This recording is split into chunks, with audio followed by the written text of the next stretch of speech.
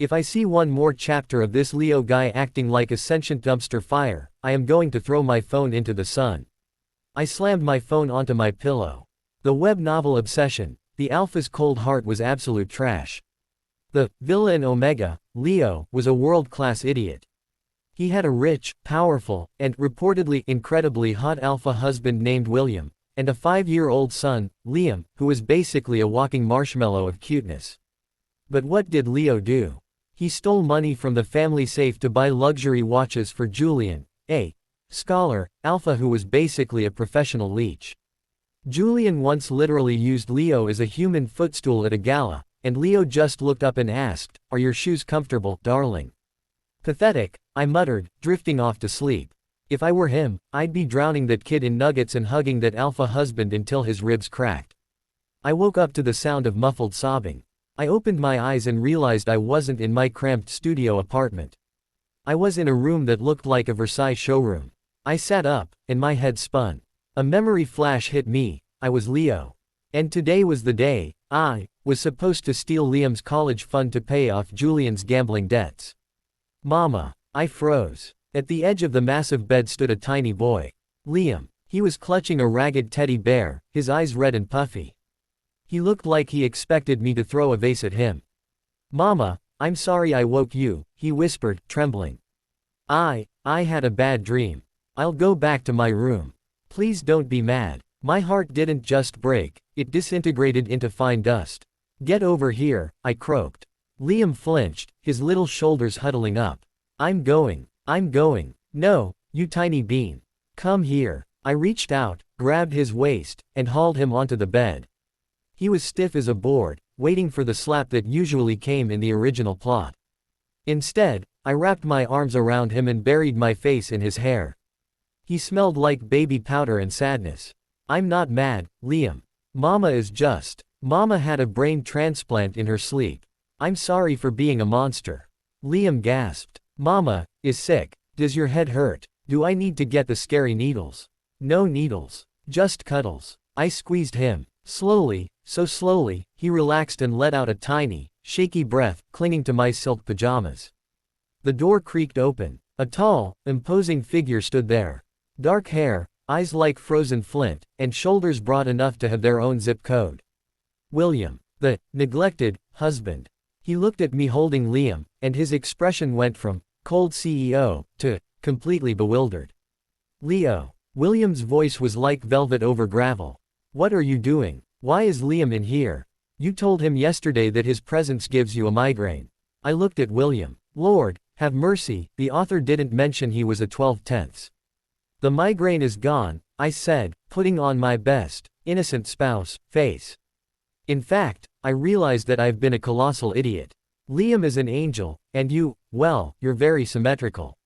William blinked. Symmetrical. Hot. You're hot, Will. Can I call you Will? Or Big Willie? No, let's stick to Will. William's jaw actually dropped. Are you drunk? It's 7 a.m. I'm drunk on motherly instincts. I proclaimed, standing up while still holding Liam like a precious sack of potatoes. From now on, things are changing. No more Julian, no more screaming, and definitely no more stealing the money. Right on cue, my phone on the nightstand vibrated. The caller ID read, "Sparkling Heart, my King Julian, Sparkling Heart." William saw the name. His eyes turned ice cold, the scent of his alpha pheromones turning sharp and bitter like burnt cedar. "Your king is calling. I'll take Liam and leave so you can take your private call. Sit down." I pointed at the bed. William was so shocked by the command that he actually sat. I picked up the phone and hit speaker. Leo. Julian's greasy voice oozed out. "Baby, did you get the money? I'm at the dealership. There's a limited edition sports car I need, and the salesman is being a prick. Hurry up and wire the funds." Liam hid his face in my chest. William looked like he was ready to commit a felony. I cleared my throat. "Hello. Who is this?" "Very funny, Leo," Julian laughed. "The scholar alpha, who owns your heart. Now, the money." "Ah, the scholar alpha." I smirked. "Listen, Jules. I ran some numbers. It turns out my obsession with you is actually a temporary chemical imbalance caused by a very specific type of stupidity. I've been cured. What? I'm busy currently, I continued, looking directly at William, who was staring at me as if I'd grown a second head. I'm busy being a mother and admiring my husband's very expensive jawline. Don't call this number again. If you need money, I suggest a revolutionary new concept called a job. Goodbye, trash can. I hung up and immediately blocked the number. The silence in the room was deafening. Liam looked up at me with wide, sparkling eyes. Mama, you called the mean man a trash can. The trashiest, I confirmed, kissing his forehead. I looked at William. He was still frozen. I leaned in, sniffing the air near his neck. You smell like expensive wood and authority. I like it. William turned bright red, a feat I didn't think a cold CEO was capable of. Leo, what is wrong with you? I've seen the light, Will. Now, let's go downstairs. I want to make pancakes. Does this house have chocolate chips? If not, we are failing as a family. You don't know how to cook, William reminded me, his voice trembling slightly. Then you can teach me. It'll be a bonding experience. You can stand behind me and guide my hands, like in those cheesy romance movies. It'll be great. William stared at me for a long beat, then looked at Liam, who was actually smiling for the first time in a year. Fine, William whispered, his eyes softening just a fraction. Pancakes. But if you set the kitchen on fire, I'm calling a priest. Deal. I cheered. As we headed downstairs, I realized one thing: being a villain was boring. Being a chaotic, devoted Omega with a hot husband and a cute kid. That was where the real fun was. The kitchen smelled like burnt flour and victory. I was currently wearing a kiss the cook apron that I'd found in the back of a drawer, likely a gag gift Leo had once intended to throw at a maid. Liam sat on a stool, his little legs swinging, watching me with a mix of awe and genuine terror. Every time I flipped a pancake, most of which landed everywhere but the plate, he'd let out a tiny gasp. Mama, the pancake is on the light fixture, Liam whispered, pointing a sticky finger upward. That's not a failure, Liam. That's interior design, I declared, waving a spatula like a sword. I leaned over to pat his head, but the moment my hand moved toward him, the poor kid ducked, his eyes squeezing shut. The physical flinch hit me like a physical punch. My heart twisted. Hey, little bean, I said softly, dropping the spatula. I moved slowly, like I was approaching a wounded kitten. I gently rested my hand on his soft hair. He trembled for a second, then realized I wasn't grabbing him. He peeked one eye open. No hitting, only head pats. It's the new house rule. Along with, no Julian allowed, and extra syrup for Liam. Liam's lip quivered. Extra syrup. Drowning in it, I promised. William was standing by the espresso machine, watching us like he was observing a dangerous chemical experiment that might explode at any second. He looked ruggedly handsome in his crisp white work shirt, but his eyes were narrowed with deep suspicion. Leo, William said, his voice dropping an octave. Who are you? I'm your husband. Your one and only Omega. Your ray of sunshine, I chirped, sliding a plate of mostly edible pancakes in front of him. I leaned over the counter, propping my chin on my hands, and gave him a slow, heavy-lidded blink. Do you like what you see, Big Will? Or do I need to flip more pancakes? William choked on his coffee. He actually coughed into his hand, his ears turning a delightful shade of pink. Stop that. The blinking. It looks like you have a neurological twitch. It's called flirting, you gorgeous brick wall. I sighed. I'm trying to bridge the gap between us. You know, building a bridge of love over the river of my past mistakes. You didn't just make mistakes, Leo. You once tried to sell my favorite car to buy Julian a jet ski, William reminded me coldly. A jet ski. Truly, my old self had the aesthetic taste of a moldy orange, I said, shuddering. I walked around the counter and stepped into William's personal space. He stood his ground, but his pulse was visible in his neck. I reached out and adjusted his tie. From now on, the only alpha getting my attention, and my money, is you. And maybe Liam's school fund. Mostly Liam. William looked down at me, his gaze intense. If this is a prank, Leo, if you're doing this to get something out of me. The only thing I want out of you is a date night and maybe a hug that lasts longer than 3 seconds, I countered. The moment was ruined by a frantic pounding on the front door. We didn't even have to wait for the butler, a voice screamed from the foyer. Leo, open this door. I know you're in there playing games. Liam immediately scrambled off his stool and hid behind William's legs.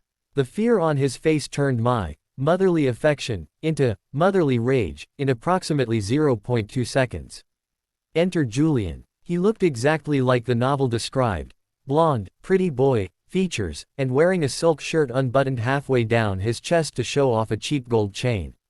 He looked like he smelled like cologne and entitlement. There you are. Julian stormed into the kitchen, ignoring William entirely. He marched up to me and grabbed my wrist. What was that on the phone? My card just got declined at the dealership. Everyone was laughing at me. Give me the checkbook, now. I looked at his hand on my wrist. Then I looked at William, who was vibrating with enough alpha aggression to shatter glass. Julian, I said, my voice eerily calm. You're standing in my house. You're shouting in front of my son. And you're touching me without a permit. Don't give me that crap. Julian snapped. If you don't give me the money in 5 minutes, I am leaving. I'll block your number. I'll never look at you again. You'll be alone with this boring statue of a husband and this bratty kid. He pointed a finger at Liam. That was it. The villain Omega energy in my soul finally found a productive outlet. Oh, no, not blocking my number. I gasped, fanning my face. Whatever shall I do without your constant whining for my husband's hard-earned cash? My life will be so empty without being your personal ATM. I grabbed a bowl of leftover, cold, sticky oatmeal from the counter. You want something from me, Julian? Here's a donation. Splat. I dumped the entire bowl of gray, gooey oats right onto his blonde head. It slid down his silk shirt, clumps of it landing in his chest hair. My shirt. Julian screamed, sounding like a dying seagull. This is designer. And now it's breakfast. I snapped. I grabbed a rolling pin from the counter. Now, get out of my house before I show you exactly how villainous I can be when someone points a finger at my son. Liam is a prince. You are a parasite. Do the math, Scholar Alpha. William stepped forward, his massive hand landing on Julian's shoulder. The pressure must have been immense, because Julian's knees buckled. The exit, William said, his voice a low, terrifying growl, is that way. If I see you on my property again, I won't use oatmeal. I'll use my security team. And they don't use syrup. Julian looked at William, then at me brandishing a rolling pin, and finally realized the ATM was permanently out of service. He turned and ran out the door, dripping oats all over the marble floor. I dropped the rolling pin and let out a long breath. Well, that was therapeutic. I felt a tug on my apron. I looked down. Liam was staring at the trail of oatmeal on the floor, then up at me.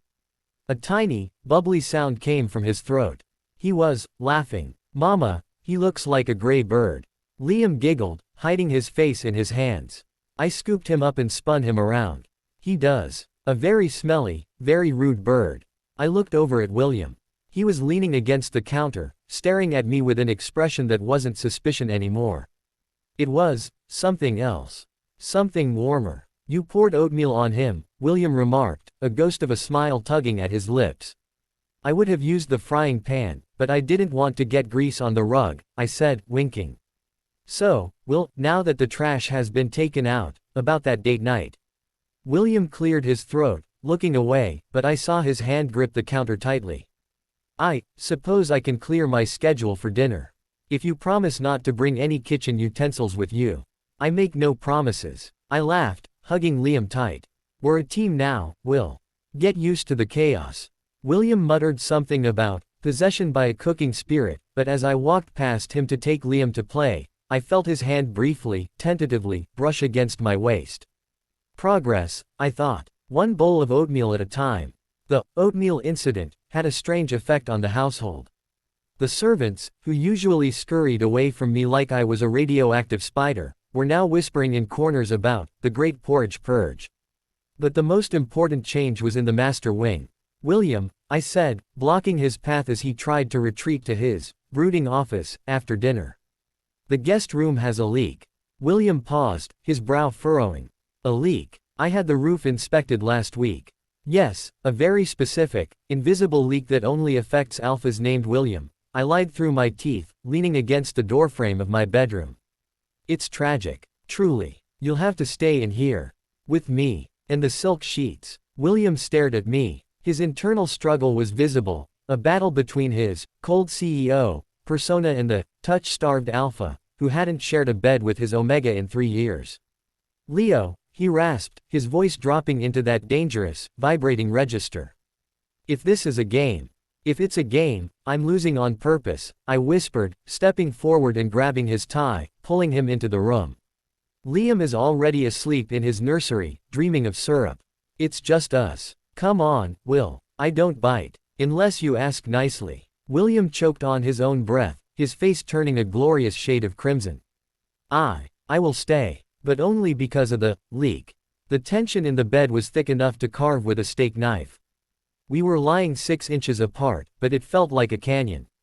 I could feel the heat radiating off him. William was a human furnace. In the original novel, William had spent years in a state of functional loneliness. He was a high-tier alpha, which meant his instincts screamed at him to protect and claim his omega, but Leo's constant rejection had turned those instincts into a dull, aching rot. He had lived like a ghost in his own mansion, watching his husband pine for a loser while his son grew up terrified. I couldn't stand it. I rolled over, invading his personal space, and draped my arm across his broad chest. William stiffened. Leo, shish, I'm cold, I mumbled, nuzzling into the crook of his neck.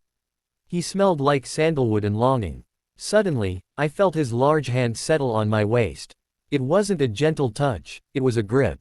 His inner alpha, suppressed for years, was finally sniffing the air and realizing his omega was actually offering himself. You smell different, William whispered into the dark. Not like those expensive perfumes you used to mask your scent. You smell like home. That's the smell of a man who actually likes his husband, I teased. The growl that came from his chest wasn't scary, it was a purr. He pulled me flush against him, his legs tangling with mine. For the first time, the cold CEO felt like a man who finally found his anchor. The next morning, the domestic bliss was interrupted by a frantic text from my security team. Sir, the Oatmeal man is back at the gate. He's climbed the fence. Julian. He just didn't know when to quit. We went out to the garden, Liam clutching my hand. Julian was there, looking disheveled, his blonde hair still crusty with dried oats. He looked like a drowned rat in a designer suit. Leo. Julian screamed as we approached. I know why you did it. You're trying to make me jealous. You're playing hard to get. Fine, it worked. Come with me right now, and I'll forgive you for the oatmeal. William's grip on my shoulder tightened so hard I thought he might leave a permanent mark. His scent exploded, sharp, dominant, and utterly terrifying. He looked ready to tear Julian's throat out with his bare teeth. I patted William's hand. Easy, Big Will. Let me handle the garbage disposal. I stepped forward, putting on my best villain smirk. Julian, you have a very vivid imagination. You think I'm playing hard to get. Sweetie, you aren't even on the board. You're the participation trophy I threw in the trash 3 days ago. You love me, Julian yelled, reaching into his pocket. Look, I have the locket you gave me. The one with your scent in it. William's growl sounded like a literal engine turning over. He stepped in front of me, his shadow swallowing Julian whole. That locket, William said, his voice a low, vibrating threat, belongs in a furnace. And you belong in a jail cell for trespassing. You're just a bank account to him, William. Julian sneered. He hates you. He told me your touch makes his skin crawl. The silence that followed was heavy. I saw William's shoulders flinch. That was the old Leo's words, and they still had the power to hurt him. I didn't think. I grabbed William's face with both hands and pulled him down, kissing him right in front of the trash rat. It wasn't a polite kiss. It was a, this is my alpha and I will fight you for him, kiss. When I pulled back, William looked dazed, his eyes blown wide. Julian looked like he'd been slapped with a brick. Does that look like my skin is crawling? I asked Julian. Now, get out before I let my husband do what his inner alpha has been wanting to do for the last 10 minutes. Hint. It involves a hospital stay for you. Julian turned tail and scrambled back over the fence, falling face first into a rose bush on the other side. Later that afternoon, after the police had been called and Liam was safely tucked away for a nap, William and I stood on the balcony. William was quiet. He was looking out over the estate, his hands gripping the railing. Leo, he said softly. I've spent 3 years in this house feeling like a stranger. I've watched you look at that man with the eyes I wanted you to use for me. I've watched Liam cry because he thought his own father couldn't protect him from his mother's anger. He turned to me, and for the first time, I saw the raw vulnerability of a man who had been broken by loneliness. If this is a dream, William said, his voice trembling, I don't want to wake up. But if you're real, if this version of you is here to stay, I need to hear it. I need to know you won't go back to him. I need to know you won't leave our son in the cold again.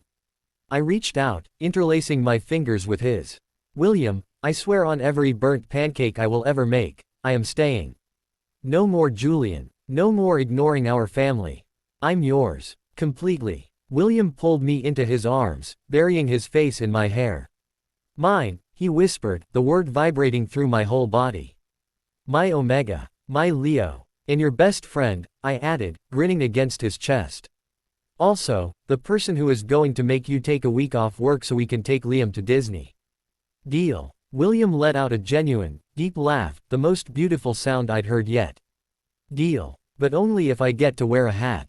I have a reputation to maintain. We'll get you Mickey ears with CEO written on them, I promised. As we stood there, the sun setting over the garden, I knew the villain was officially dead. And honestly, the happy ending version of the story was much better. The morning of the kindergarten premiere started with me aggressively steaming a tiny navy blue blazer for Liam. Mama, do I have to wear the itchy suit? Liam asked, peering from behind the bedpost. He was still cautious, but the flinch meter was down by at least 40%. Sweetheart, we are going to your school to assert dominance, I said, pointing the steamer at him like a futuristic weapon. Everyone needs to know that Liam Winchester has a mother, and that mother is a fashion icon who will fight a toddler if necessary. William walked in, looking like he'd stepped off a yacht in the French Riviera. Leo, please don't fight a toddler. It's bad for the family stocks. No promises, Big Will.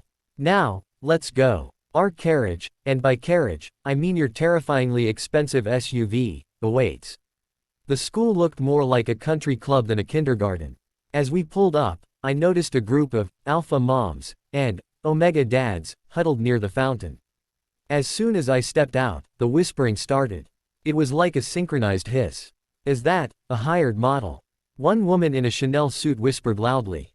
No, that's the rented Omega those rumors were talking about, a man replied, holding a clipboard.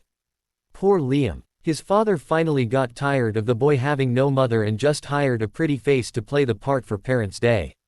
My eye twitched. I looked down at Liam, who had gone pale, clutching his backpack straps so hard his knuckles were white. They say his real mama ran away because Liam was too loud, a bratty kid named Toby shouted, pointing at Liam. You're just a fake mama. My mommy said so. Liam's lip wobbled. I felt William's hand go to his pockets, his jaw tightening into a granite slab. Hold my designer bag, I whispered to William. I marched straight up to Toby's mother. Excuse me, I think your son's filter is broken. Would you like me to fix it, or should I just bill you for the emotional trauma he's causing my son? The woman gasped. How dare you? Who even are you? I've been at this school for 2 years and William Winchester has always come alone. You're clearly just temporary staff. I am the legal, biological, and highly territorial Omega of this household, I said, flashing my massive wedding ring so close to her face she probably saw her own reflection in the diamond. I've been under the weather for a while, but I'm back. And if I hear the word rented again, I will buy this school and turn it into a Liam-themed bouncy house. Inside the classroom, the drama shifted from mean moms to thirsty teachers. A petite Omega teacher named Miss Sarah practically glided toward William. She ignored me completely, her eyes locked on William's chest like she was trying to read his heart rate through his shirt. Oh, Mr. Winchester. I was so worried you'd be lonely today, Miss Sarah cooed, her hand, accidentally, brushing William's arm. I made sure Liam's desk was right next to my station so I could look after him for you. Since he doesn't have a proper maternal figure at home. William stepped back, looking deeply uncomfortable. Actually, Miss Sarah, my spouse. It must be so hard being a single father, she interrupted, tilting her head to show off her neck. If you ever need someone to discuss Liam's development over dinner. I stepped directly between them, forcing her to look at my chest instead of William's. He prefers discussing development over breakfast, I chirped. Which I make every day. Between the passionate snuggling and the pancake flipping, Miss Sarah blinked, her fake eyelashes fluttering like dying moths. And you are the nanny. I'm the mother, I said, smiling with too many teeth. And I noticed you're standing in my husband's personal alpha space. It's a restricted zone. You need a pass, and I stopped issuing them to people wearing that much lavender perfume. It's giving me a stay away from my man headache. Leo, William whispered, though he looked secretly delighted. William, dear, I turned to him, adjusting his lapel. Why didn't you tell me the staff was so hospitable? I would have come sooner to show them the no trespassing signs of tattooed on your heart. The teacher-parent meeting began, and the principal stood up. Today, we want the children to talk about their favorite thing about their parents. Toby stood up first. My daddy bought me a horse. Then it was Liam's turn. He stood up shakily. He looked at me, then at William. My mama. Liam started, his voice small. The other kids started snickering. My mama used a rolling pin to scare away a gray bird man. The room went silent. And he made pancakes on the ceiling, Liam continued, his voice getting stronger. And he said I'm a prince. He's not rented. He's mine. And he smells like cookies. I felt a tear prick my eye. William reached over and squeezed my hand under the table, his fingers interlocking with mine. That's right, kiddo, I called out. And tomorrow, we're bringing cookies for the whole class, except for Toby, who needs to learn about manners first. As we walked back to the car, the mean moms gave us a wide berth, and Miss Sarah was nowhere to be found. Liam was skipping, swinging our joined hands. Mama, you were so scary to Miss Sarah. Her face went like this. He made a hilarious scrunched-up prune face. She needed a reality check, honey, I laughed. When we got to the SUV, William stopped me before I could get in. He pinned me against the door, gently, but with that alpha intensity that made my toes curl. You were jealous, William murmured, his dark eyes searching mine. I wasn't jealous, I huffed, looking away. I was just performing a public service. Protecting an innocent alpha from a predatory floral scent. William leaned down, his lips brushing my ear. I've never had anyone fight for me before, Leo. Not like that. Not even the old you. He pulled back, his expression uncharacteristically soft. It felt good. But you don't have to worry. My eyes have been full of a certain chaotic omega since the day he threw oatmeal at a man's head. Only since then, I teased, wrapping my arms around his neck. I have work to do. You have a lifetime, William promised, kissing me deeply while Liam cheered from the backseat. The private jet touched down in Orlando, but the Disney magic had started somewhere over the Atlantic when Liam realized he was allowed to eat Mickey-shaped waffles for 3 consecutive meals. William, look at your face, I said, poking his cheek as we stepped into the grand lobby of the Grand Floridian. You look like you're about to negotiate a hostile takeover of the Magic Kingdom. Relax. Loosen the tie. Give me some dad on vacation energy. William adjusted his sunglasses, looking at a group of toddlers running past him in glittery capes. Leo, there are 4,000 children in this immediate radius. My alpha instincts are telling me to build a fortress and stay inside it. The fortress is the VIP lounge, and we're going there after we see the castle, I laughed, grabbing his hand and Liam's hand. Today, we are not the Winchesters of Winchester Industries. We are the Team Pancake Squad.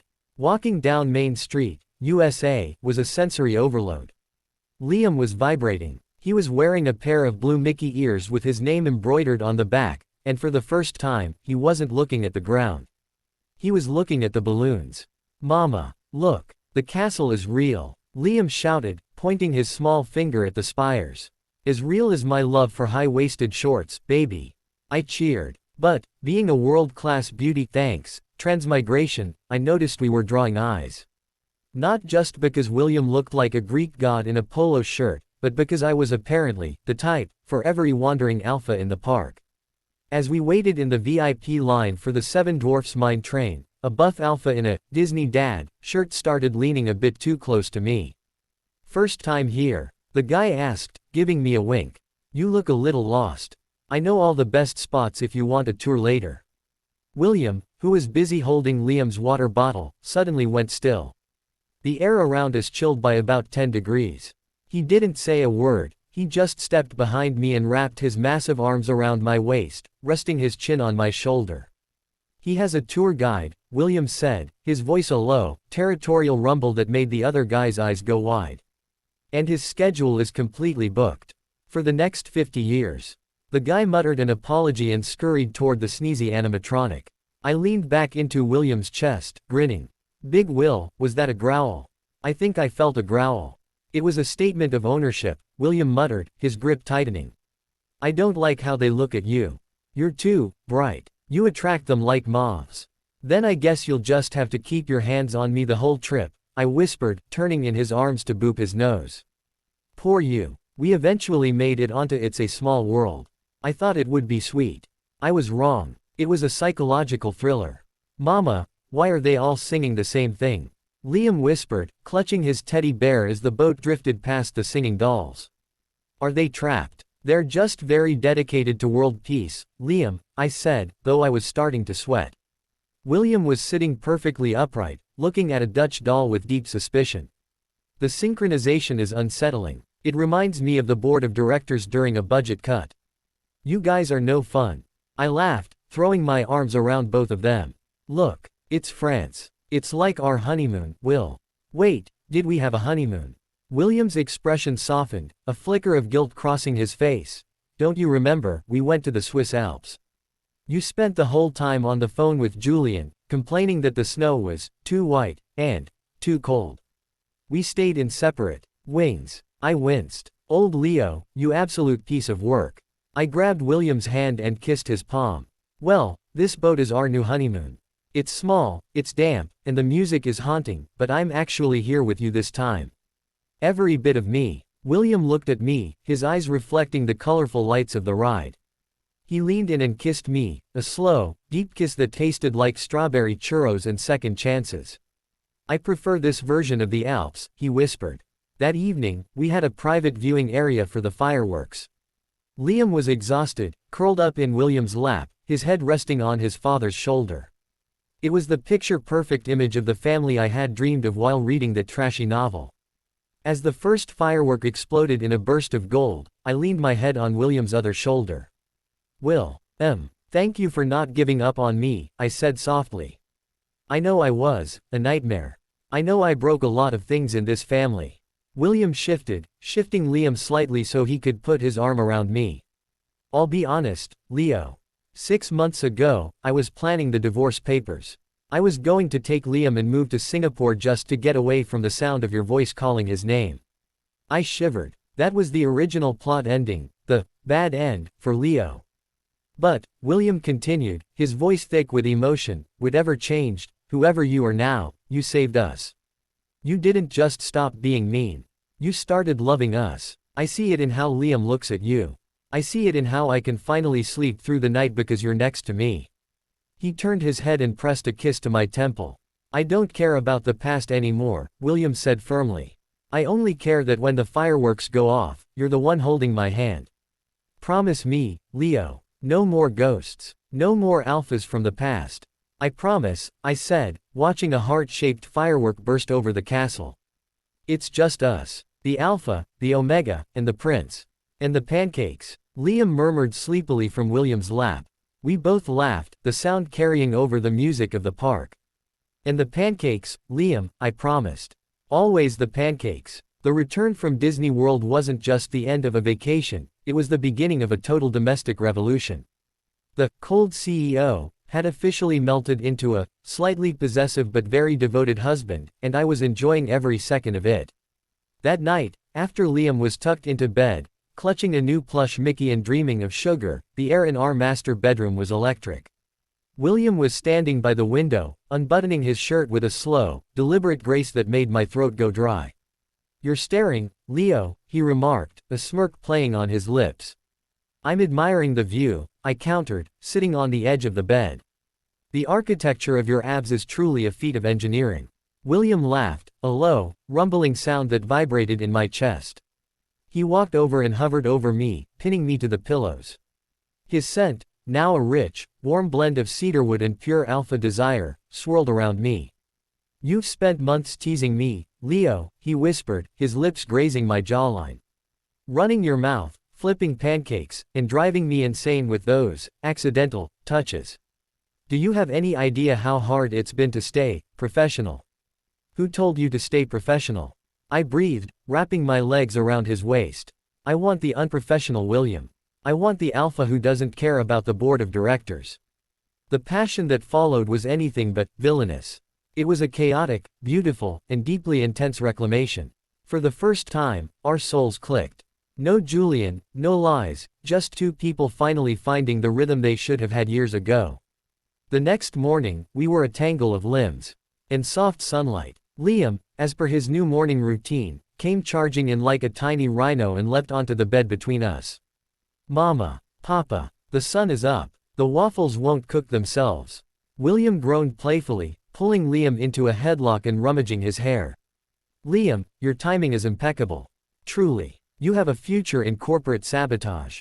I giggled, leaning against William's shoulder. "He's just hungry, Will." William sat up, looking at Liam with a mischievous glint in his eyes.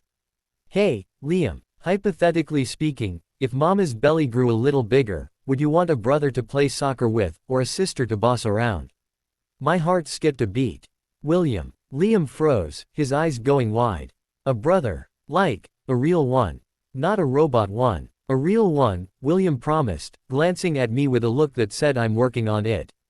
"I want a brother," Liam shouted, jumping up and down. "I'll teach him how to hide the Brussels sprouts under the rug so Mama doesn't see." "Hey, I heard that." I laughed, swatting at them both with a pillow. The conspiracy in this house is reaching dangerous levels. 6 months later, we hosted the annual Winchester Gala. The old Leo used to use these parties to flirt with Julian in dark corners. The new Leo, I was there to run the show. I was wearing a tailored emerald green suit that screamed, "Power Omega." As we walked down the grand staircase, the room went silent. The socialites who used to pity William were now staring in awe. "Look at them," I whispered to William, who was looking sharp enough to cut glass. "They're waiting for me to trip or scream at a waiter." "Let them wait," William murmured, his hand firmly on the small of my back. Suddenly, a group of friends approached us. "Leo, darling, you look glowing. Is it a new skincare routine? Or just the joy of finally being rid of that unpleasant alpha you used to follow?" I smiled sweetly. "It's amazing what a trash-free lifestyle can do for your complexion. You should try it, Brenda. I hear gossip causes wrinkles." As the night went on, William was the star. He didn't stand in the corner brooding. He laughed. He held my hand. He even did a dad dance with Liam in the middle of the ballroom, much to the shock of the elite. Near the end of the evening, I felt a sudden wave of dizziness and the smell of the shrimp cocktail made my stomach do a backflip. I leaned against a pillar, clutching a glass of sparkling water. William was by my side in a nanosecond. "Leo, you're pale. What's wrong?" I looked at him, and suddenly, the math clicked. The morning nausea, the weird craving for pickles on pizza, the way my scent had turned sweet and heavy like honey. "Will," I whispered, my eyes widening. I think the Brussels sprout conspirator is getting his wish." William's glass nearly slipped from his hand. "You mean, I'm pregnant," I said, a tear of pure joy escaping. "We're having another one." William didn't care that 300 billionaires were watching. He swept me off my feet and spun me around, letting out a jubilant shout that echoed off the chandeliers. "Mama, does that mean no more Brussels sprouts?" Liam yelled from across the room, running toward us.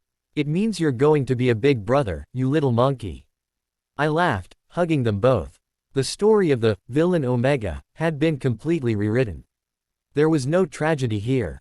No obsession with the wrong man.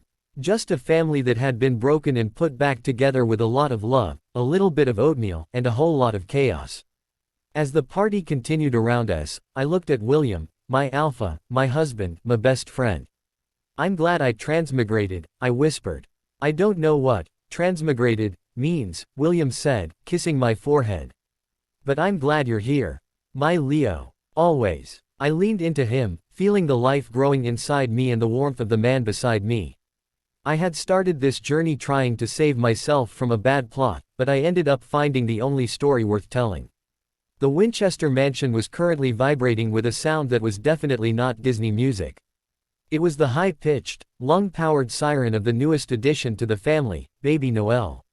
I was slumped on the designer sofa, wearing a bathrobe that had definitely seen better days, trying to figure out how someone so small could produce so much noise. Mama. I opened one eye to see Liam standing there.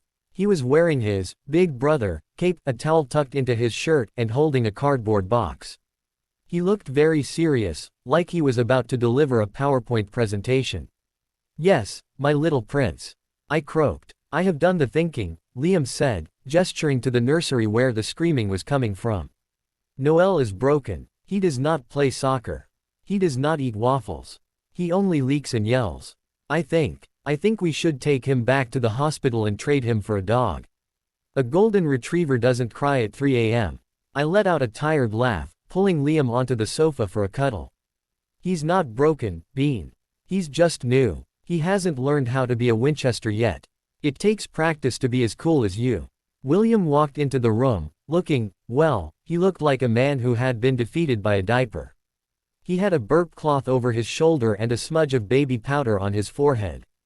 The cold CEO was officially a soft dad. He's finally asleep, William whispered, moving with the stealth of a ninja. He sat down on my other side, sandwiching Liam between us. I've negotiated billion-dollar mergers that were less stressful than getting that child to stop kicking. My poor Bigwell, I teased, leaning my head on his shoulder. Where is that scary alpha energy now? I thought you were the king of the castle. The king has been usurped by a 7-pound tyrant, William sighed, though he was smiling as he kissed the top of my head. But I checked his scent. He's already starting to smell like sandalwood. He's definitely mine. And mine, I reminded him. He has my eyes and your stubbornness. We're in trouble. The doorbell rang, and a few minutes later, our head butler, Thompson, walked in with a look of extreme distaste. He was holding a small, crumpled envelope. Sir, a delivery. From a Mr. Julian. It was left at the gate. William's eyes flashed with a hint of the old ice. I opened the envelope. Inside was a bill for a therapeutic spa retreat, and a handwritten note. Leo, I am destitute. My life is a ruin. Please, if you have any heart left, pay this invoice. It's the least you owe me for the oatmeal trauma. I didn't even say a word. I handed the note to Liam. Liam, what do we do with trash? Liam grabbed the note, crumpled it into a ball, and threw it with perfect aim into the fireplace. We burn it, Mama. That's my boy, I cheered. William looked at me, his gaze softening into something so intense and loving it made my heart skip. You really did change everything, didn't you? Sometimes I still wonder if I'm dreaming all of this. I reached up, cupping his face. If you are, then it's a shared dream. Because I'm never waking up. Suddenly, a tiny whimper came from the baby monitor. William and I looked at each other. A silent battle of rock, paper, scissors ensued. William lost. Duty calls, he groaned, standing up.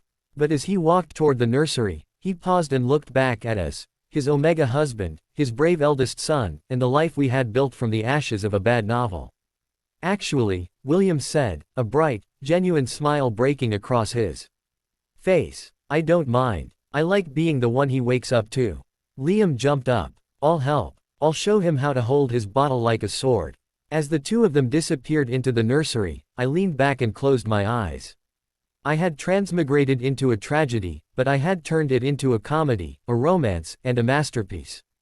The villain was gone. The hero was home. And the pancakes, well, the pancakes were definitely coming tomorrow morning. The end. Next. There another similar story. The hospital room smelled of sterile rot and fading hope. Leo gripped his father's hand, his fingers trembling against skin that felt like cooling wax. Don't go, Dad. Please, just stay a little longer, Leo choked out, the tears blurring his vision until the world was just a smear of clinical white in the rhythmic, mocking beep of the heart monitor. Alex, once a vibrant man, was now a hollowed-out shell.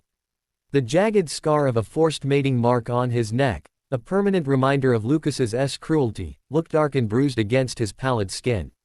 He coughed, a wet, rattling sound that tore through Leo's chest. Leo. Alex whispered, his voice a ghost of itself. Don't hate him. It'll only consume you. How can I not? Leo's voice cracked. He left you like this. He took everything from you, used you until you broke, and walked away.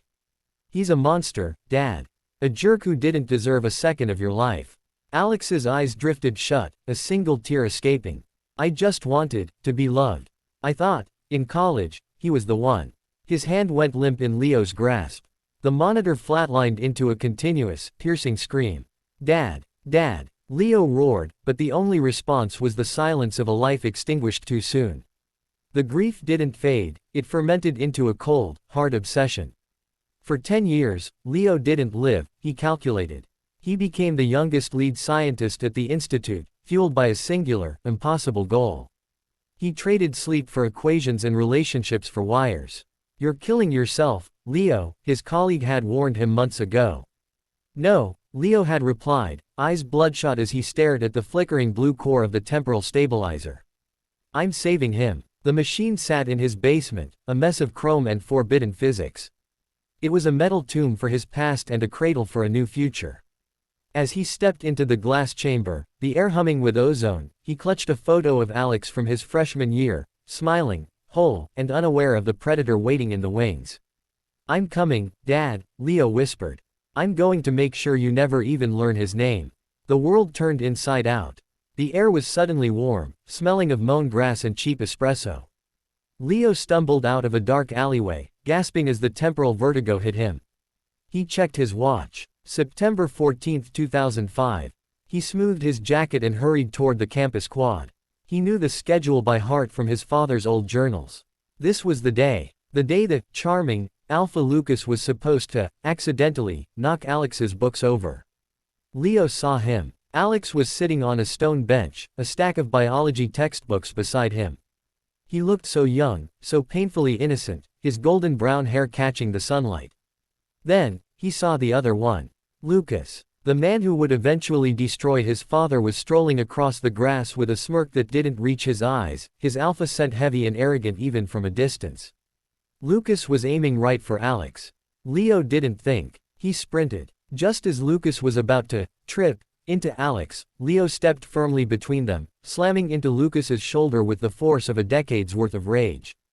Hey, watch where you're going, pal, Lucas barked, his eyes flashing with alpha dominance.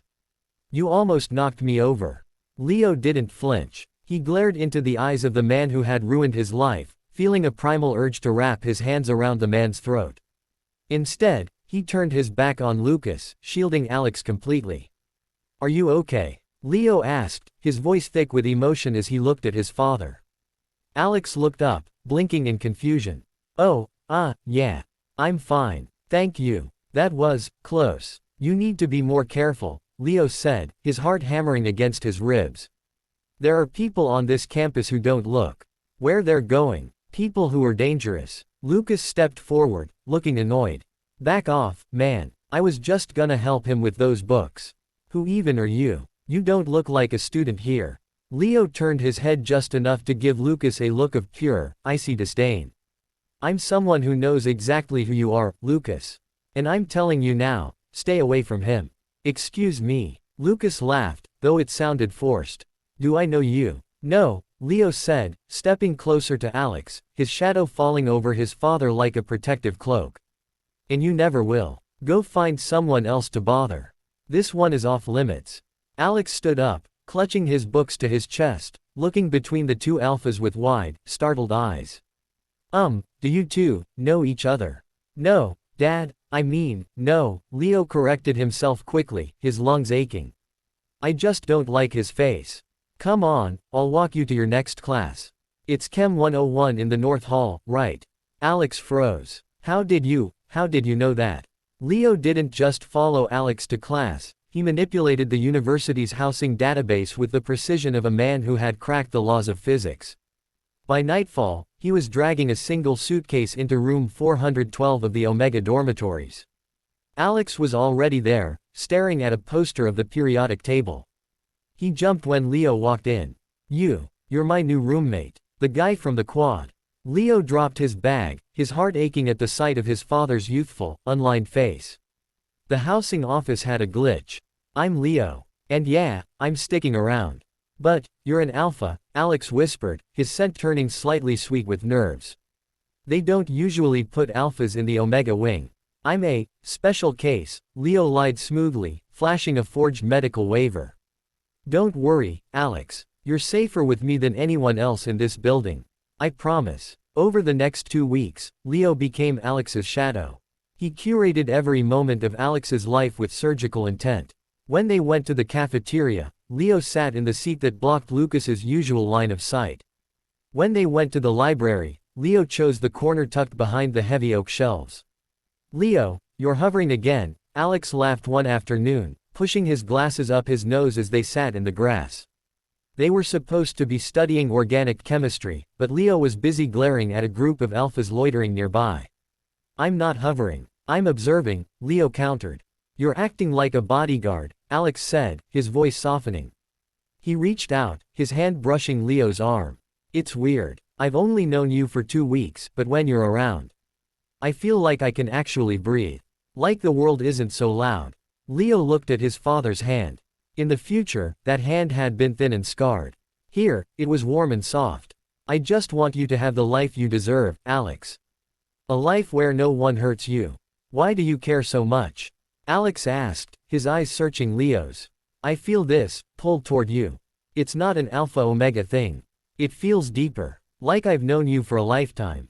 Leo swallowed hard, the truth burning in his throat. Because I'm your son. Because I watched you die.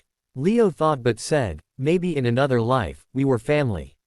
The peace was shattered when they headed to the student lounge for coffee. Lucas was leaning against the doorframe, his expensive leather jacket smelling of sandalwood and predatory intent. He had been watching from afar, his obsession festering. He didn't like how this, Leo, looked at Alex, not with lust, but with a fierce, terrifying devotion.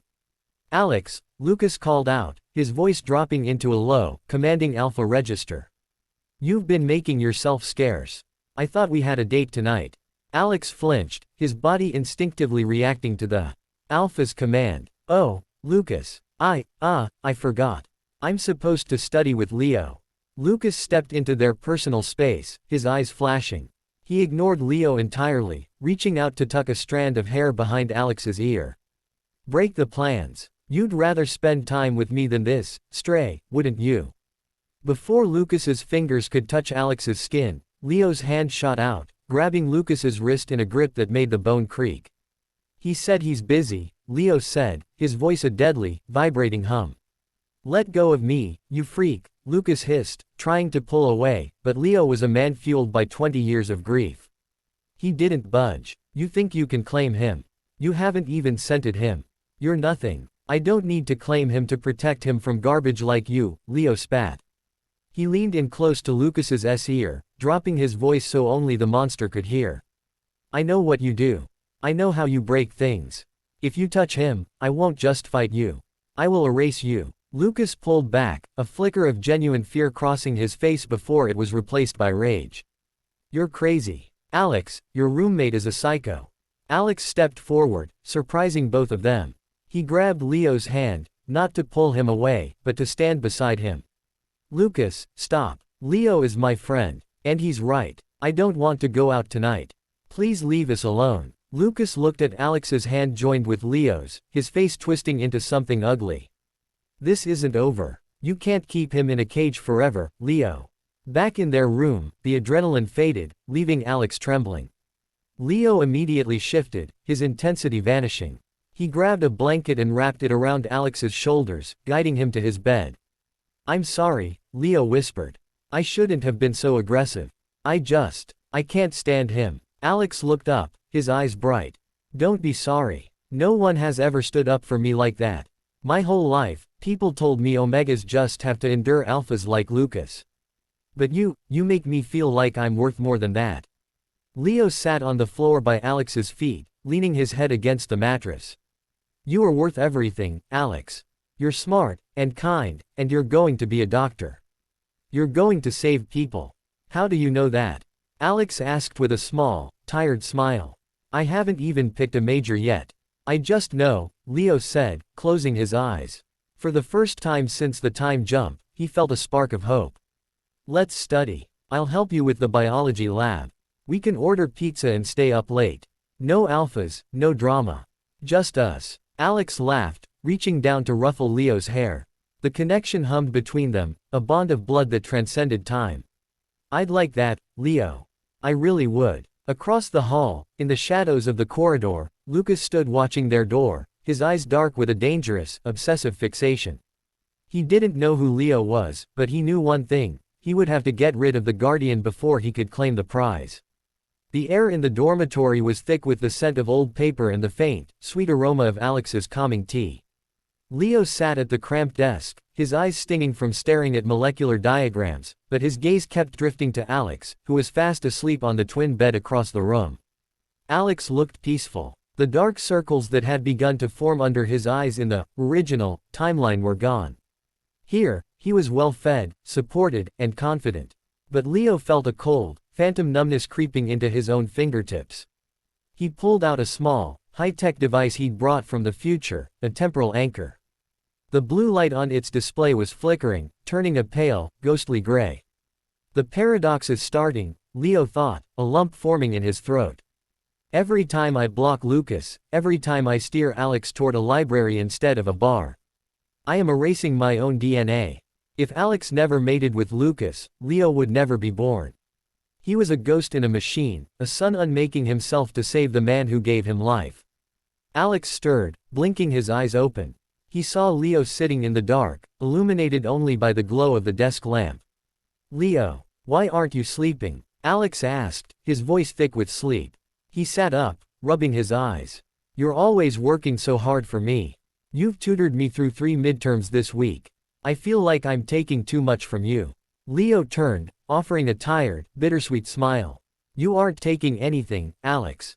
I'm giving it. Gladly. Alex got out of bed and sat on the floor next to Leo's chair, resting his chin on his knees. I had a dream tonight. It was weird. I saw a little boy, he looked just like you. But he was crying because he couldn't find his dad. And then I realized, I was the one he was looking for. Leo's heart shattered. The biological bond was trying to speak, even through the layers of time. He reached out, his hand hovering over Alex's hair before he finally gathered the courage to stroke it. He's not crying anymore, Alex, Leo whispered, his voice cracking. Because his dad is going to be a great doctor. He's going to live a long, happy life. That's all the boy ever wanted. You talk like you're leaving, Alex said, his brow furrowing. You're staying for graduation, right? We're going to open a clinic together. You promised. Leo looked away, blinking back tears. I'll stay as long as the universe lets me. But the peace was an illusion. Lucas wasn't just a jerk, he was a predator who viewed Alex as a trophy he had been cheated out of. The next morning, as they walked toward the medical sciences building, Lucas intercepted them. He wasn't alone, he had 2 other alphas with him, their scents aggressive and sharp, like ozone before a storm. Alex, Lucas said, his voice deceptively smooth. I got you a gift. Admission to that private gala for medical students. My father is the board director. If you come with me, your career is set. Alex shrunk back, his hand instinctively finding the hem of Leo's jacket. I don't want to go, Lucas. I'm happy studying here. Lucas's eyes snapped to Leo. You're the poison in his ear. You've brainwashed him into thinking nobody, alpha like you can provide for him. You're holding him back. Leo stepped forward, his eyes burning with a scientific coldness. I'm not holding him back. I'm pointing him toward the light. You're a black hole, Lucas. You consume everything you touch until there's nothing left but a shell. I've seen the end of your story. It's pathetic. Lucas snarled, stepping into Leo's space. You think you're so smart. I'm going to find out who you are. No records, no family, no past. You're a ghost, Leo. And ghosts can be exorcised. Try it, Leo hissed, his alpha pheromones flaring in a way that made even Lucas's friends take a step back. But as long as I exist, you will never lay a finger on him. After the confrontation, Leo knew he had to move faster. His hands were becoming translucent in the moonlight. He had to find Alex's true match, the one who would love him without breaking him. He spent days, scouting the campus until he found him, Julian. A gentle, soft-spoken alpha from the veterinary department. Julian was kind, he volunteered at the shelter, and most importantly, his scent was like cedar and rain, peaceful. Leo began, accidentally, orchestrating meetings. He'd forget a book at the cafe where Julian worked. He'd get sick, so Alex had to go to the study group where Julian sat. One evening, Leo watched from the window of the library as Alex and Julian laughed over a shared textbook.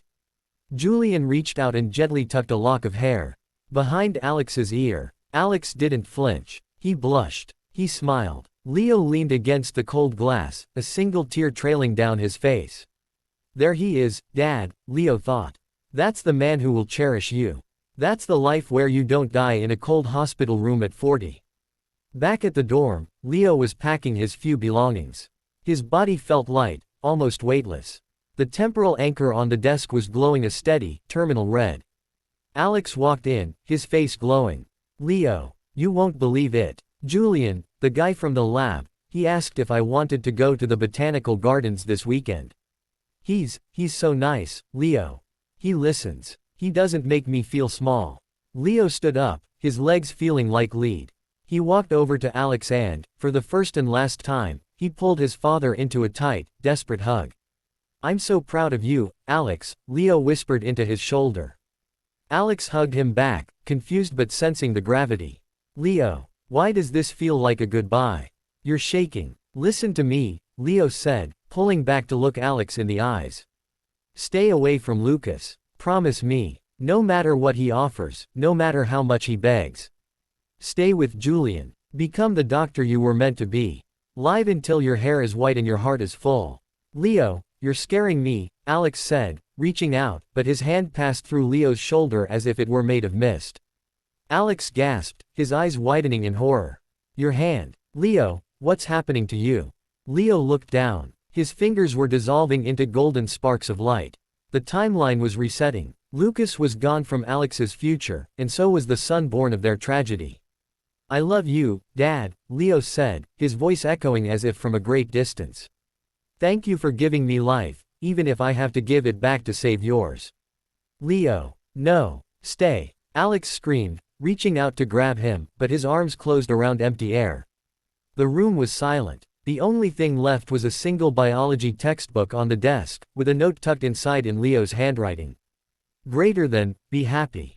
You're going to be a wonderful father someday. Deep in his soul, Alex felt a pang of loss he could never explain, but as he looked out the window and saw Julian waiting for him below, the heaviness lifted. He was free. The years flowed by like a river finally allowed to find its natural course, no longer choked by the jagged rocks of Lucas's cruelty. Without the trauma of an abusive mating, Alex's brilliance flourished. He didn't just become a doctor, he became a visionary in pediatric neurology, driven by a quiet, subconscious urge to protect children from pain. Julian was everything Leo had promised. He was the steady earth to Alex's sky. Throughout med school, when Alex stayed up until 3 a.m. crying over anatomy diagrams, Julian didn't demand his attention, he brought him chamomile tea and rubbed his shoulders. When Lucas tried one last, desperate attempt to corner Alex in a parking lot senior year, Julian didn't just growl, he stood like a mountain, his calm, protective alpha scent neutralizing the air until Lucas simply gave up, realizing he was a ghost in a world that no longer had a place for him. They married on a crisp October morning. Julian had looked at Alex with such raw, unfiltered devotion that the guests wept. But as Alex walked down the aisle, he felt a strange, cooling breeze brush his cheek, a phantom touch that felt like a blessing. 10 years after the disappearance of the man named Leo, Alex lay in a private hospital suite, exhausted but glowing. Beside him, in a small wooden bassinet, lay a newborn boy with a shock of dark hair and a familiar, piercing clarity in his sleeping eyes. Julian sat by the bed, his eyes damp with joy. He reached into his pocket and pulled out a weathered, yellowing envelope. It was sealed with a wax stamp that Alex didn't recognize. What is that? Alex whispered, his voice raspy from labor. Julian took a deep breath. The day before our marriage, a man approached me. Well, I thought he was a man, but looking back, he felt like a shadow. He told me his name was Leo. He made me swear on my life and my honor as an alpha that I wouldn't give this to you until our first child was born. Alex's heart skipped. Leo. My roommate. The one who vanished. Julian nodded and handed him the letter. Alex's fingers trembled as he broke the seal. The handwriting was precise, scientific, yet slanted with a deep, aching hurriedness. Dear Dad. The first line hit Alex like a physical blow. He gasped, clutching the paper tighter. If you are reading this, it means I succeeded. It means you are safe, you are loved, and you are holding a life in your arms that isn't born of pain. By now, you've probably spent a decade wondering who I was and why I looked at you like you were the center of my universe. The truth is simple, and it is impossible. I am your son. In the world I came from, you met Lucas that day on the quad. He broke you, Dad. He marked you against your will, he isolated you from your dreams, and he spent years extinguishing the light in your eyes. I watched you suffer every day of my life. I watched you die in a cold hospital room, your hand limp in mine, whispering that you just wanted to be loved. I couldn't live in a world where that was your only story. I used every ounce of my life, my intellect, and my soul to build a way back to you. I knew that by stopping Lucas, I was erasing myself. I knew that by pushing you toward Julian, the man you deserved, the Leo you knew would cease to exist. I chose that. I chose it 1,000 times over. I didn't just want you to live, I wanted you to thrive. I wanted you to become the doctor you always dreamed of being. I wanted you to have an alpha who sees your soul, not just your secondary gender. Looking at the date Julian was told to give you this, I know you've done it. Your drive. Alex now. You're happy. Don't mourn me, Dad. Looking at the baby in that bassinet, know that he is the me who gets to grow up with a happy father. He is the version of us that gets a fair start. Give him the name I carried, if you'd like, or give him a new one, it doesn't matter. What matters is that you are whole. Thank you for the life you gave me in my timeline, as painful as it was. And thank you for the life you're living now. It was worth every second of the fade. With all the love a son can hold across time. Leo. The letter slipped from Alex's hands, fluttering onto the white sheets. He began to sob, not with the jagged grief of the past, but with a profound, soul-deep realization. The pull he had felt toward his roommate, the protective aura, the way Leo knew his favorite snacks and his deepest fears, it wasn't a coincidence. It was a debt of love paid in full. Julian moved to the bed, wrapping his arms around Alex and the baby. Alex. What is it? What did he write? Alex looked at the baby, who had just opened his eyes, deep, intelligent eyes that seemed to recognize the world. Alex reached down, stroking the infant's cheek. His name is Leo, Alex whispered through his tears, a smile finally breaking through the salt. His name is Leo, and he's the reason we're here. Outside the hospital window, the sun set over a city where Alex was a hero, where Lucas was a forgotten memory, and where a scientist from a dark future had finally found his way home, not as a man, but as a brand new beginning.